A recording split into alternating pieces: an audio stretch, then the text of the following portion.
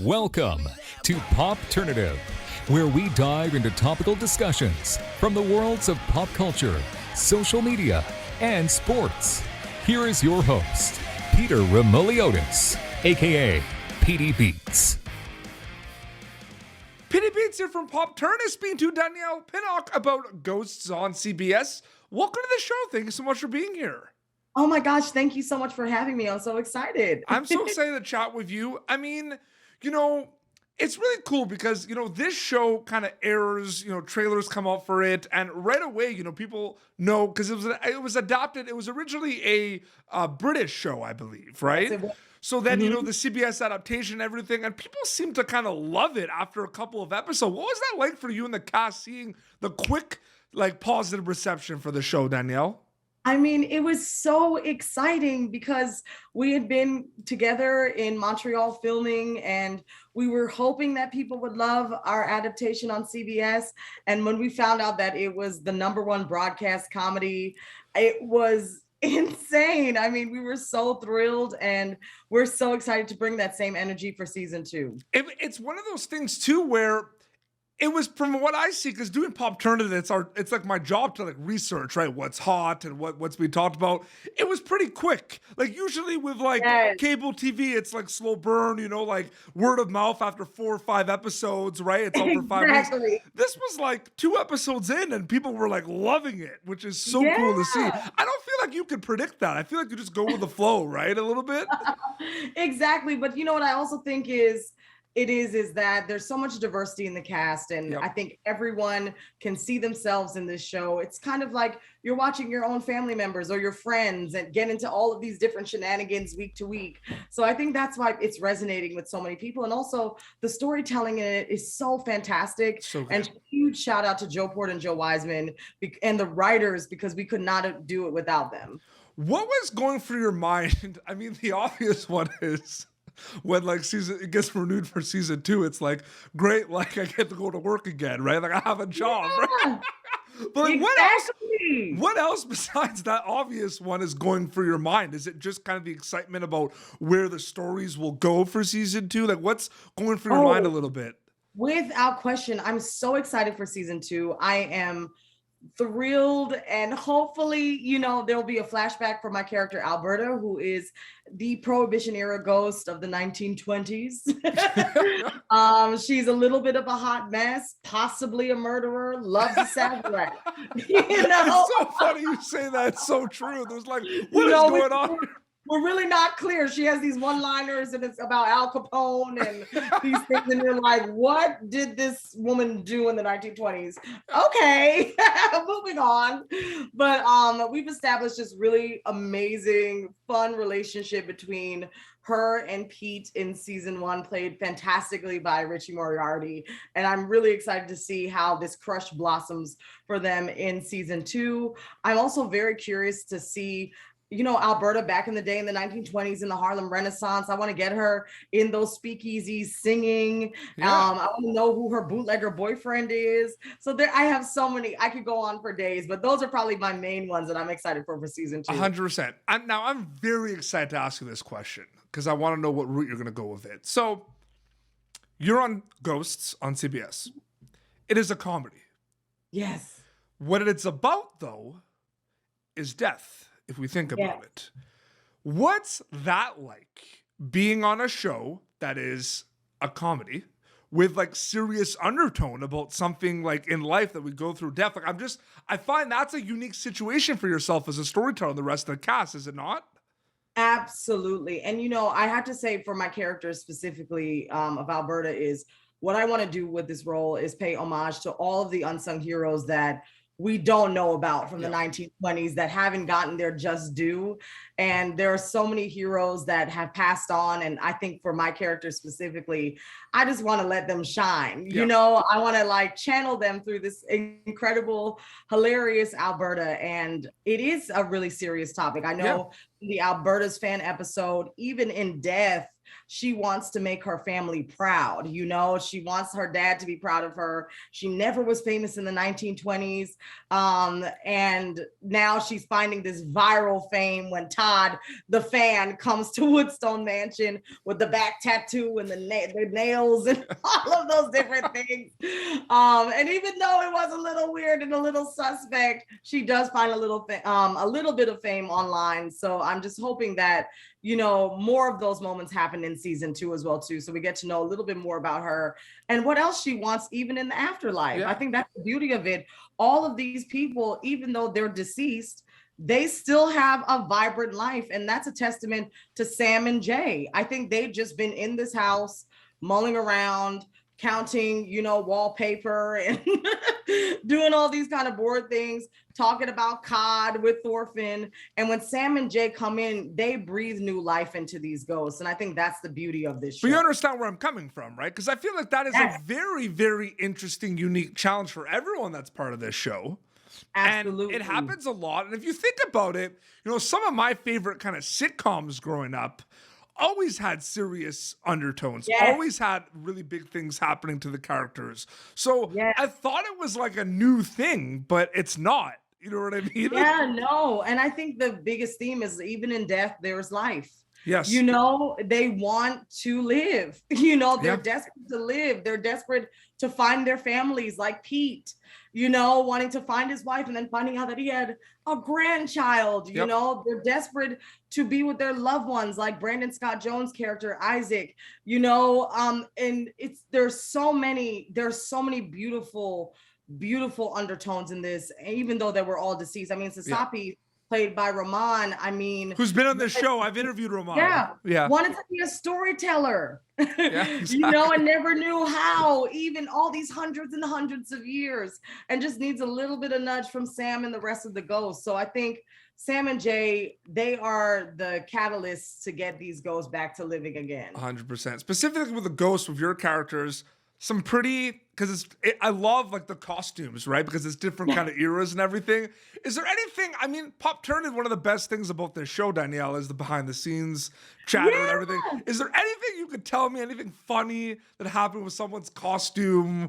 Like, were there a lot of takes and people were like, oh my God, it's so hot in here, like we need a break. Like anything you could tell me? I do have to tell you, like, so there are certain seasons that are better for certain ghosts. So like for someone like Hetty, played by Rebecca, and Isaac and Alberta, you know, we have these kind of elaborate, heavy kind of costumes. I'm in a full crushed velvet from the neck down. And we have all kinds of like corsets and things like that and stockings and things. So, you know, July can be a little tough. July can be a little tough. You know, I have these bangs. It can get a little sweaty, even though she's fabulous. That's the first thing I think of, because you're in this house, right? And like, oh my gosh, it is like, you know, I came from the church. It is like a summer's day in church. With no AC. So and it's interesting too, because most of your scenes, right, are in the house, right? Like it's not like we just got some fresh air in this scene. It's like, no, you're in the house. And then when we have to do those exterior shots. Yeah, they have them. Yeah, it's a little hot. It's a little hot, I'm not gonna lie. No, 100%. No, it's that was definitely one of the things that I always, but like, what was your reaction when you saw all the costumes?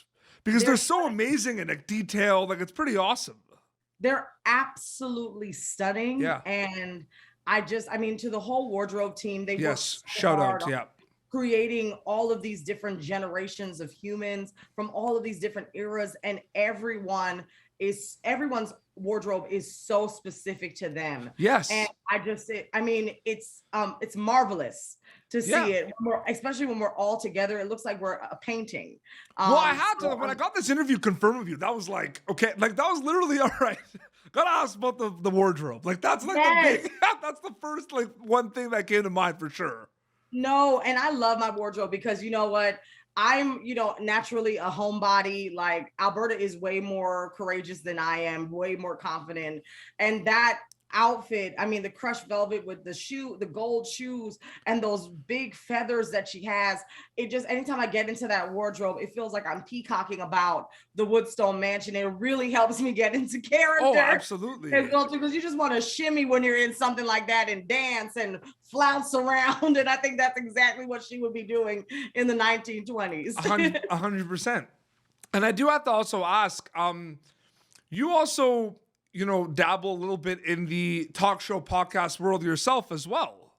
Listen, I'm trying. I'm gonna tell you, funny enough, I was doing a series on Instagram. I'm very active on social media.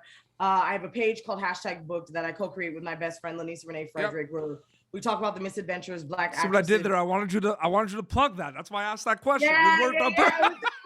All the misadventures actors go through in the entertainment industry. And then I have my personal page called Body Courage. And recently I started this this episodic, I'll call it, called Favorite White People Songs. Basically, favorite white people songs for people of color that may have had these guilty pleasures, but were too scared to like admit it. So I started singing things from Train and The Chicks and all of Alanis Morissette, and it got pretty big. I mean, we got over 1 million views on all across social media platforms. So now I'm in talks now to make Guilty Pleasures into a podcast and really broadening the scope. So I'm excited for that and what's to come in the summer. Is it kind of premeditated a little bit, Danielle, that you're like, you're acting, but do you know you're gonna maybe like kind of experiment, dive into like the talk show podcast world, or is it kind of just happen?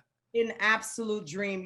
My roots are in theater, and I had this one-woman show called Body Courage, where I interviewed over 350 people worldwide about their body image and how they felt about their bodies. And I did that project for 5 years, and it gave me the experience of interviewing and, talking to people and humanizing their stories on stage. Absolutely. And those stories range from, my gosh, a priest in Northern Ireland who had early onset Parkinson's to a little girl in the South Side of Chicago that was getting bullied for her weight. And that show was like the greatest accomplishment that I've ever had as a professional, because it was the first time I was able to do something on my own, create it on my own, write it, act in it. And I'm hoping that more talk show opportunities come in the future and more hosting opportunities. That is such a great, like dream of mine. Yeah. I love Niecy Nash. Like Niecy Nash is probably one of my North Stars. And I remember watching her on Clean House many, many years ago. I mean, like, I want to do that. I love that. No, absolutely. And one quick question before we wrap up. I mean, we talk about like the acting, the theater, the talk show podcast landscape. It's all storytelling. So Danielle Pinnock is a storyteller. That's what you do. Yes. What excites you specifically about storytelling, Danielle? The thing that is the most exciting for me about storytelling, is that my storytelling comes from my Jamaican heritage. Yes. My family can tell a story in an instant and have it be funny and have the climax and the ending. And I just love my culture so, so much. And I have to say, all of my storytelling comes from my family. Yep. Hands down. And I'm excited as a writer to tell even more stories about Jamaican culture and what it was like growing up, and more stories about my family, because we need those narratives. We need to get more granular about Black storytelling on TV. And I'm excited with Ghost. It's now given me an opportunity for more people to see me and say, oh, hey, you have an interesting story. Talk to us about it.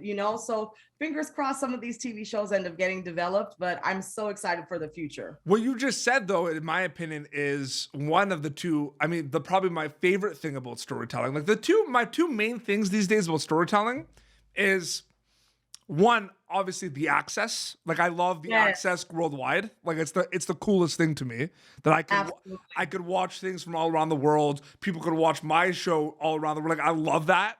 But then the most important one is stories that were never told are finally getting told. Yes. And I think that's what you're alluding to a little bit with that answer. Yes, exactly. I think you're exactly right. I mean, we don't get to hear these stories, especially in America. So I'm excited to start developing these projects that I've had on my heart for years, and hopefully even developing my one-woman show into a television show. I think that would be Absolutely. incredible. Yeah. So fingers and toes crossed. We'll see what the future holds. 100%. Danielle, thank you so much for coming on Popternative. It was so great chatting with you. Thank you so much for having me. I had a blast today. Absolutely. And we're going to look out for season 2 of Ghosts on CBS coming soon. Like, we're just going to have to be patient, but, you know, we're going to get it eventually. Where can people follow you on social media to keep up to date with everything? Do you plug away? Yeah. People can follow me on at Body Courage, BODY Courage, on Instagram, TikTok, and Twitter. And also, if you want to have some just levity about actors' life and what we go through as actors, you can follow me at #booked, #HashtagBooked. And that's where I'm at. Absolutely. Well, this has been Popternative, youtube.com/Popternative for previous episodes. Till next time, it's Danielle Pinnock and PD Beats signing off. Thank you for tuning in to Popternative. Make sure to check out our past episodes of Popternative on YouTube. Be sure to like Popternative on Facebook and follow us on Twitter. This has been an Autograph Communications production.